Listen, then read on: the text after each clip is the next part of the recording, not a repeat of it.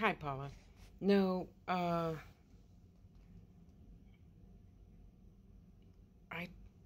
can only think of one time I truly, truly, truly probably disrespected my mother because, let's see, was I living at home then?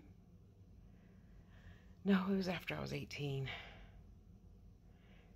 And she did something that I thought was really unfair to one of my sisters. And I called her out of her name. I apologized and begged forgiveness, of course. And then we had to talk about it. We had to talk about it. And I told her, you raised us to be respectful of others. You know, I couldn't even play my music too loud because it might bother the neighbors. You can't park here. It might bother the neighbors. You can't do this. It might bother somebody. And when you're in the car and when you're in the store, you can't have your buggy too close to the other person's feet in front of you. That might bother them. So we had all these, responsibility things that we can't do out of respect to others. And then you disrespected my sister. So she understood. She said she forgave me, all that good stuff. And we were best friends again after that. And that was really hard. That was really hard. And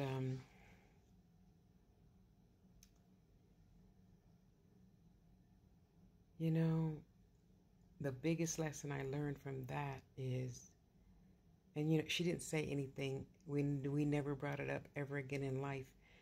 And the biggest lesson I learned from that, since I was grown, I moved out when I was 18 because that's what old-fashioned black families did. I understand we don't do that today, and would I do that to my children? No. Anyway, respect starts with self, and I wouldn't want her to do that to me.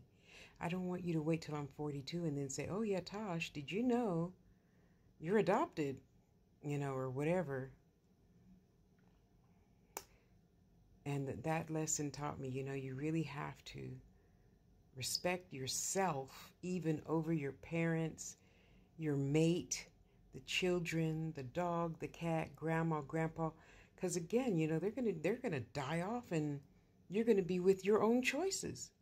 And you're gonna be like, oh, well, I did what they taught me to do. No, you're full grown now. You're out of the house. You pay your own car, rent, food, bills, everything. You have to be respectful, dependable, and dependent on yourself. Yeah, we can always go home for a little while and still pay rent. But if you don't respect yourself first, even saying no to mom and dad, and everybody has their own, religious beliefs or whatever. Oh, that's another example. My mom, we went to a church called Unity, similar to religious science, not Scientology, not that one. Basically, you do good, you get good. Yeah. You what you think and what you say is what you're going to get. So if you say, I'm catching a cold, then you will be catching a cold. You're talking to the little germs and universe, whatever, saying, give her a cold. That's why I always say I never get sick. And then you do something to take precaution against that, like your fire cider water, your gingers, your spicy stuff, because that has more vitamin C than orange juice. I don't know why you guys still take orange juice. It takes a long time to go through your system to kill any germs and bacteria and stuff. Just drink some jalapeno juice. That'll fix the shit quick, fast, and in a hurry. Try it.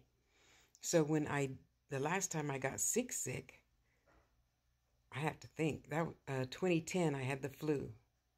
I had the flu, and you say, well, Tasha, yeah, you said, but what goes around comes around. That's true. So what happened that I got the flu was because I had just moved into a new room in San Jose, California. Love the couple. They were wonderful, yada, yada, yada. And I was basically being kinder to others than I was to myself. basically. And then that's when also arthritis kicked in, and I had to learn the spiritual lesson behind arthritis. Louise Hay, How to Heal Your Body. Google it. And that was the very first time I heard my father. I didn't hear him in here. I heard him like, oh, sorry. I was laying in my lazy boy. So technically I heard him as if he was standing right here. Like in the voice that you had. When I hear your voice, that's how his voice was. It wasn't inside me like how normal spirits talk to me inside my head.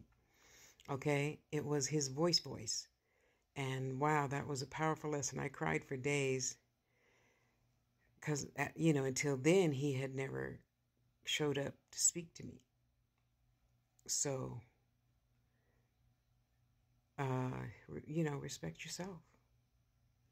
I'm never, ever, ever, ever, ever going to do anything to anyone that I didn't forewarn you about. Example, husbands, if you ever raise your voice to me, because I have experienced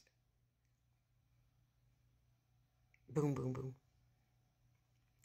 Okay, I'm not blaming everybody. I'm not hating nobody. I don't even hate him. That would be a waste of energy and a waste of life to go around hating because this happened or that happened.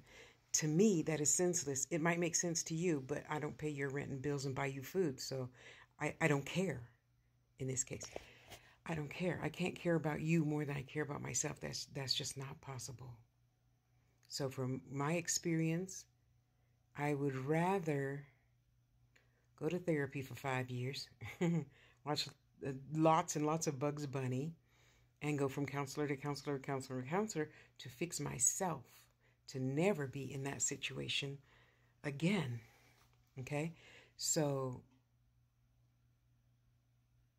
that was when I was going through the trauma of hating my boss and hating a lot of things.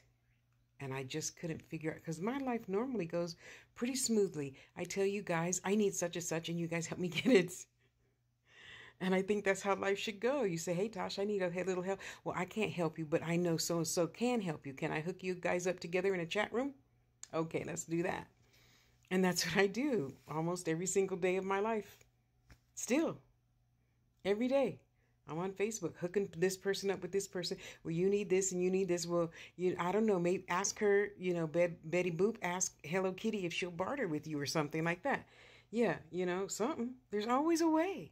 There's always a way to get what you want, need, and desire, as long as you're not selfish, greedy, and petty. There's always a way. You guys help me move here. If that is not proof, I don't know what is.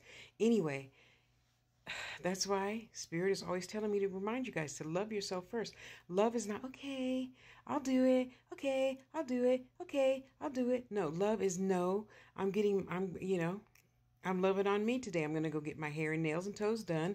And then I'm going to go to a nice jazz lounge and have me a nice little drinky drink and just relax. Even at the extent of them saying, that's more important than me. Yes, I am more important than you. I am. I'm so happy you realize that, Betty Boop. Thank you for realizing I have to love me so I can continue to love you and put up with your shit. Yes. So, I'll see you on Girls Night Out. Okay. I'll see you Tuesday then. Yeah, because you know what's going to happen later in life? They're laughing and shucking and jiving and having a good old time, and you sitting over there in the corner, in the back of the booth, in the dark.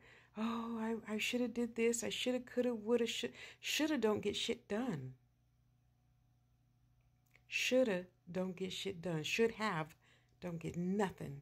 You don't get nothing in life shoulding.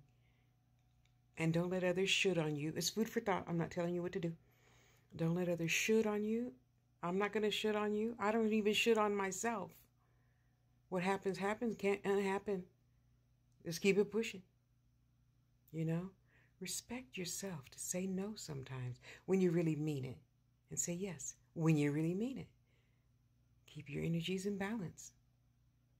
Okay? You still come first. If you out of the house and you full grown, pay your own rent, food, car, gas, insurances, you can say no anytime you want to, right?